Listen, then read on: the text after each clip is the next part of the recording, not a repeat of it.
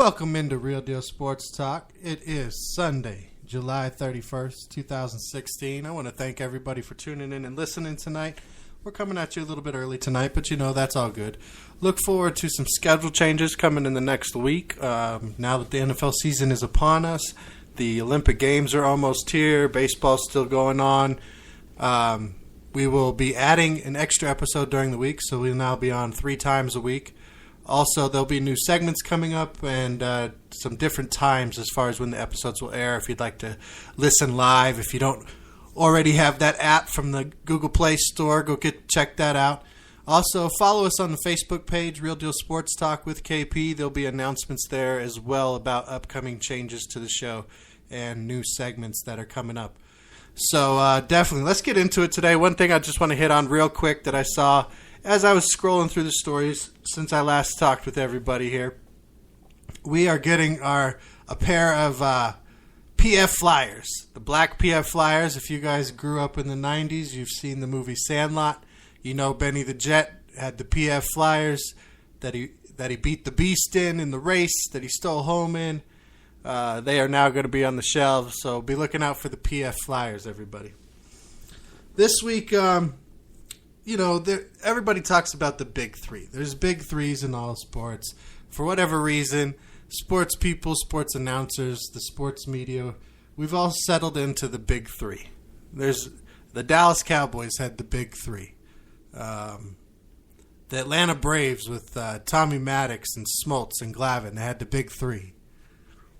We got the big three all the time in the NBA. If you got 3 guys that the media likes to talk about, you got the big three. Well, unless you're the San Antonio Spurs, which they forget about you. You just win the rings, right, Pop? But, so the big three. It's often used, often duplicated, right? I'm not a big fan of the big three. It's a fun story. It's a fun thing to compare. It's a fun thing to talk about, sure. But as we've talked about before, most sports are a team game. It's not just 3. I don't know of a 3-on-3 sport. There's 3-on-3 pickup games and stuff like that, sure, but organized, professional, mainstream sports, I can't think of a 3-on-3 competition off the top of my head. I can think of a lot of big threes. We could go down the list of different teams throughout the history who've had big threes. The 49ers had a big three with Joe Montana and Jerry Rice and John Taylor, throwing Roger Craig. The Lions in the 90s, we had a big 5, right? Scott Mitchell, Barry Sanders, Herman Moore, Johnny Morton, and Perryman. Crazy offense we had there in 95. Different sports, different things. Baseball, basketball. Bleacher Report this week, they ran a meme. They have a picture of which is your big three, basically. And they're posing these current 4 big threes, or current in history big threes in the NBA as a legacy and a current. Which one would you pick, basically, and come out on top? Who's your favorite big three? So the 4 that they have listed in this picture that they show in this meme, they have the Celtics team with Kevin Garnett, Paul Pierce, and Ray Allen. Okay. They have the Miami Heat team with LeBron James, Dwayne Wade, and Chris Bosh. We've got the Cleveland Cavaliers team this year with Kyrie Irving, LeBron James, and Kevin Love. So LeBron James is on 2 of these out of the 4. And then there's next year's Golden State, where they list Draymond Green, Steph Curry, and Kevin Durant, and leave Klay Thompson out because, that just doesn't fit the big three moniker. You can only have the 3 to fit the big three. And like I said, the Spurs have had a big three for a while. The Bulls technically had a big three with Jordan, Pippen, and Rodman. My favorite that I've liked to watch highlights of and don't really remember much of as a kid were the Showtime Lakers with Kareem and Magic and James Worthy. And you could throw Michael Thompson in there too. I mean, the big 4. He's left out just like his son. So, big threes, comparing them. If you look at what Bleacher Report has in this pick, I'd have to take the Celtics big three. Because at the time, Kevin Garnett was he's at the back end of his prime when he started there at the Celtics. Paul Pierce was still in his prime. Ray Allen was still doing his thing. He hadn't lost a step as far as being able to have guys chasing him around the court like he did, come off picks and hit that pop three.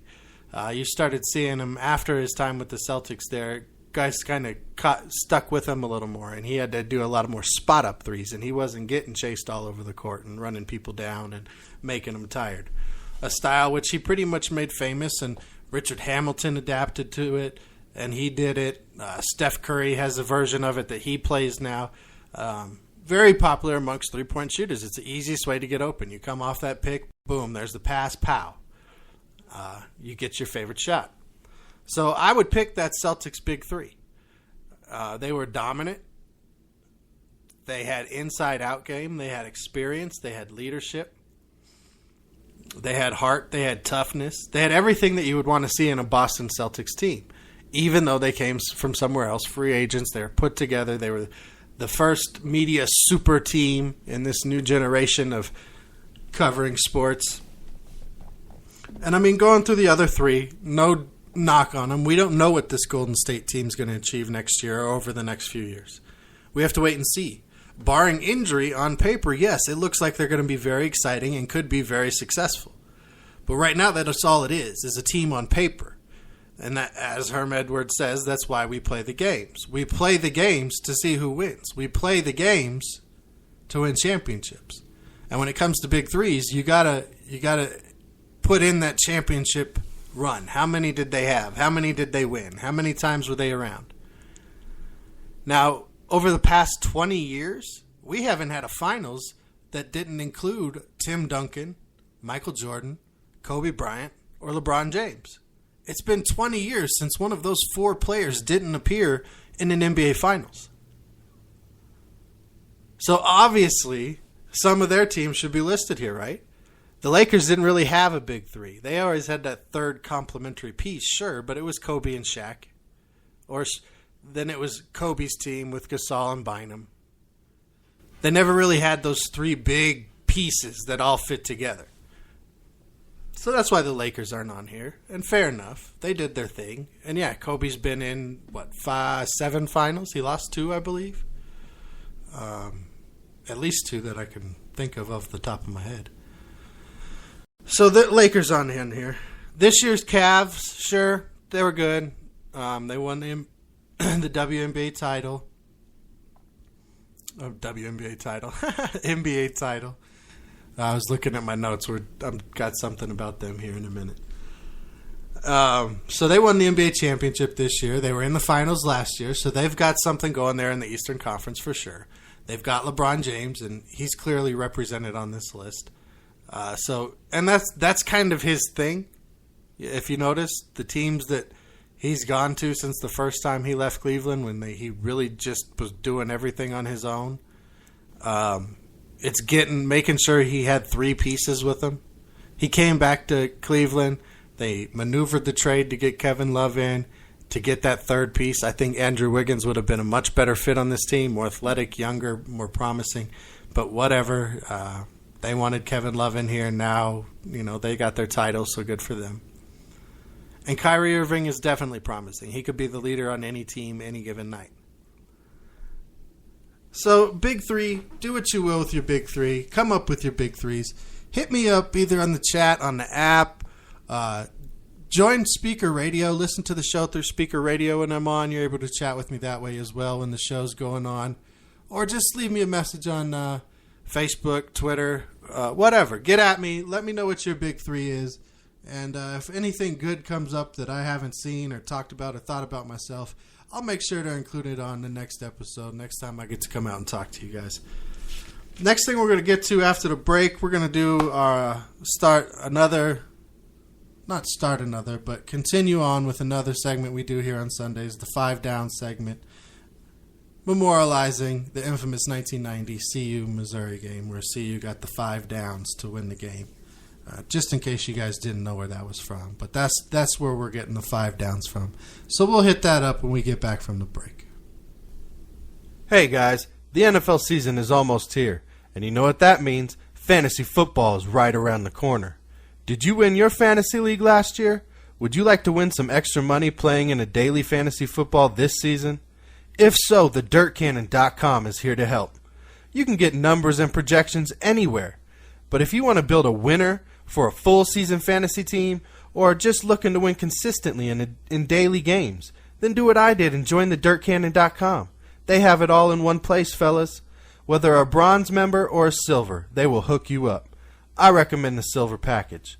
Starting today for the silver package, use my code RDST and you will get a customized 2016 NFL Draft Kit, Draft Day Intelligence, and access to their award-winning lineup analyzer with expert insight and analysis. So win your league, make some money, and take home the bragging rights with thedirtcannon.com and use Real Deal Sports Talk's promo code RDST. And for the first month with my code RDST, get $4.99 off the first month of your silver membership. Definitely go and check them out. They are the real deal. They are up and coming. Again, I'm part of the silver package. The silver package gives you all the bells and whistles, but even with the bronze package, they're definitely going to make it nice for you. They're going to help you out with your fantasy. Definitely check them out. And they'll actually be part of upcoming segments that we're going to start here later in August. We'll have a weekly fantasy segment. We'll have somebody on from thedirtcannon.com, the official partner of Real Deal Sports Talk, the official fantasy partner. And we'll have them on once a week to help you set lineups, pick players, things like that. So be looking for that in the future. Here's a segment I'm going to enjoy, especially as the NFL season is upon us now. It's going to be our 5 down segment. Let's go ahead and get to first down. All right, first down. Hooray, hooray, hooray. This is the last weekend, everybody. The last weekend of 2016 until February that we will not have football. Everybody cheer, everybody rejoice real quick, right? All right, that's enough of that. Now, next week, we got the Hall of Fame game next Sunday. Everybody tune into that. That's the opening of the season. Following week, we'll have the rest of the preseason games start. Then early in September, we got the regular season starting and college football picking up. So it's about to get heavy. It's about to get going. I'm excited. This is the time of year. It's just my favorite time of year. Everything culminates at the Super Bowl. And, there's going to be so much to talk about, so much to enjoy, ups and downs, shocking things will happen. And I'll be here to talk about it with you guys all along the way. Second down. All right, second down. A few weeks ago, a couple episodes ago, I told you guys I'm not going to do a lot of politics on this show. But the more and more we have athletes talking about political stuff, the more and more I'm going to bring it up, especially if I either truly agree with what's going on or truly have a problem with what's going on. And in this case, I have to truly agree with what Michael Bennett of the Seattle Seahawks is saying, how he's calling for other people higher up in football, stars, all players really, to step up and do what they can for social justice. These guys, they're in positions of power. They're in positions of influence because of the money they make, because of the roles they hold in the eyes of our youth, the eyes of our poorest kids who grow up idealizing these people. So they can make the biggest impact with their actions and their words if they're true to what they're saying.